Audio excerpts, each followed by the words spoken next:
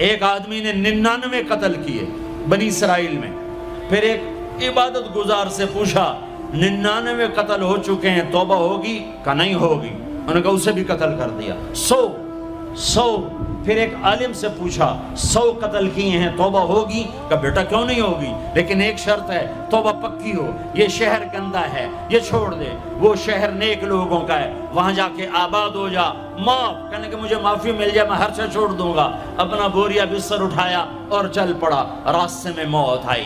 جب موت نے جھٹکا دیا تو اس نے چھلانگ لگائی آگے کی طرف، تو وہ یوں گرا، یوں اس کے ہاتھ یوں اور پاؤں یوں گرا.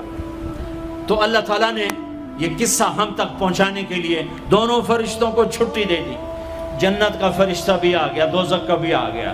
دوزخ کا فرشتہ کہنے لگا ہمارا مجرم ہم لے جائیں گے. جنت کا فرشتہ ہمارا مہمان ہم لے جائیں گے. جہنم کا فرشتہ توبہ نہیں کی، ہمارا مجرم ہم لے جائیں گے. جنت کا فرشتہ ہمارا مہمان توبہ کر چکا ہے، گھر سے نکل پڑا ہے، ہم لے جائیں گے. جہنم کا فرشتہ ابھی اس بستی میں پہنچا نہیں ہے، ہمارا مجرم ہے. جنت کا فرشتہ پہنچنا ضروری نہیں ہے، نیت ضروری ہے. تو اللہ نے تیسرا فرشتہ بھیجا، جاؤ بھائی ان میں فیصلہ کرو. کیا فیصلہ کرو؟ یہ اس کی میت پڑی ہوئی ہے، یہ نیک لوگوں کی بستی ہے، یہ اس کی اپنی بستی ہے. فاصلہ ناپو، اگر اپنے گھر کے قریب ہے تو جہنم والے لے جاؤ، اگر نیک لوگوں کے گھر بستی کے قریب ہے جنت والے لے جاؤ. جیسے یہ مائک اس سائیڈ کے قریب ہے، اس سائیڈ سے دور ہے، یہ یہاں گرا پڑا پانی، یہ یہاں گرا پڑا تھا، گھر کے قریب تھا اور نیک لوگوں کی بستی سے دور تھا.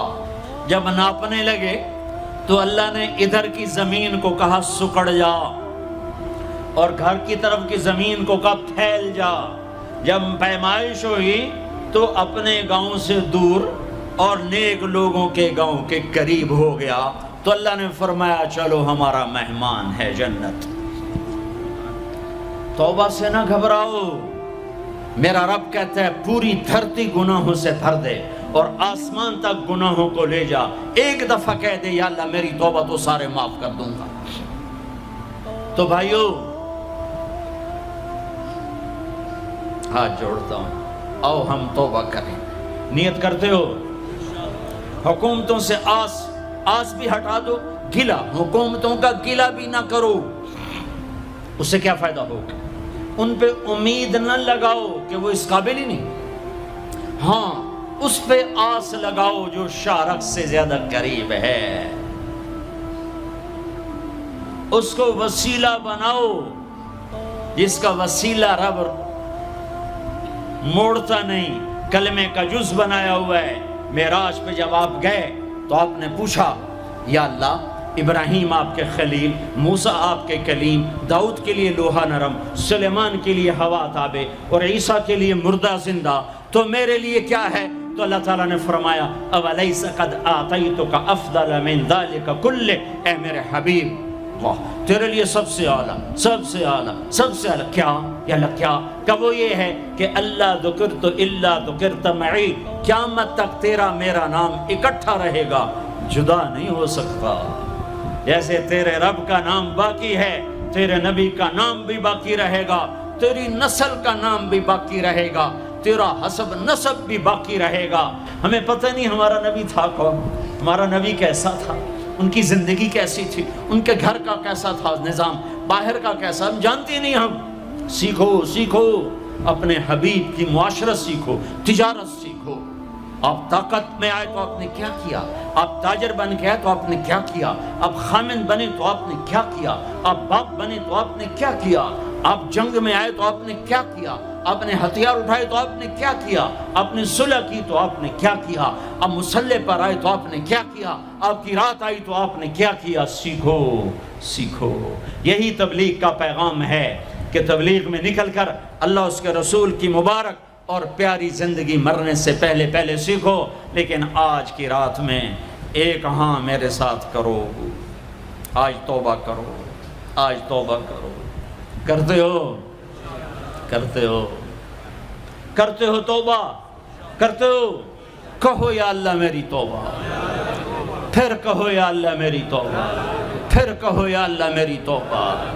اب اگر تم نے دل سے کہی ہے اور اندر مسرات ہیں، انہوں نے دل سے کہا ہے، تو تمہیں مبارک ہو، تم سب ایسے ہو جیسے آج ماں کے پیٹ سے جنم لیا ہے، تمہارے سب گناہ معاف ہو گئے، اللہ خوش ہو گیا، فرشتے خوش ہو گئے، جنت سج دھج گئی، جنت کی حوریں تمہیں دیکھ دیکھ کے خوش ہو رہی ہیں۔ مجھے میرے رب کی عزت کی قسم، میں اس کی رحمت کے دعوے پر کہہ رہا ہوں، آج یہاں جتنا بڑے سے بڑا گناہگار بیٹھا ہے، میں دعویٰ کرتا ہوں اگر اس نے دل سے اس شرط کے ساتھ دل سے توبہ کی ہے تو جا جا، تجھے مبارک ہے، تیری زندگی کا آج پہلا دن ہے، تو آج ماں کے پیٹ سے نکلے ہے، تیرے سب معاف ہیں۔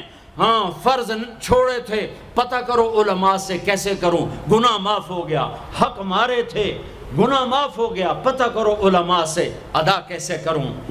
اگر یہ توبہ پکی ہو گئی تو مبارک ہو۔ اگر ہمارے ملک کا 50% مسلمان توبہ کر جائے تو سارے دیش کی تقدیر بدل جائے گی۔ تو پکی توبہ کرتے ہو۔ اور ایک اور خوشخبری، اگر یہ توبہ ٹوٹ بھی جائے تو ڈرنے کی بات نہیں ہے، ڈرنے کی بات نہیں ہے، دوبارہ کر لینا، دوبارہ کر لینا، دوبارہ کر لینا۔